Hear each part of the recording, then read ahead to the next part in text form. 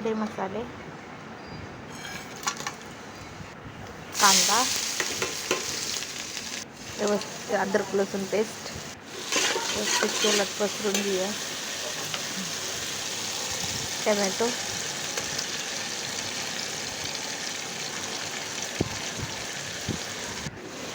बटाटा व्यवस्थित मिक्स करूयात.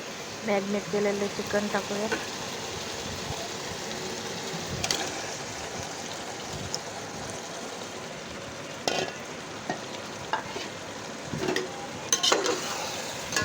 व्यवस्थित मिक्स करूयात.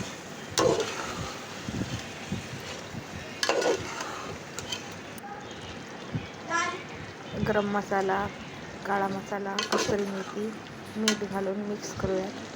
पुदिना, कढीपत्ता, कोथिंबीर, मिरची घालून मिक्स करूयात. तांदूळ घालूयात. मिक्स करून गरम पाणी घालून आणि वाफ काढू. ही आहे तयार बिर्याणी.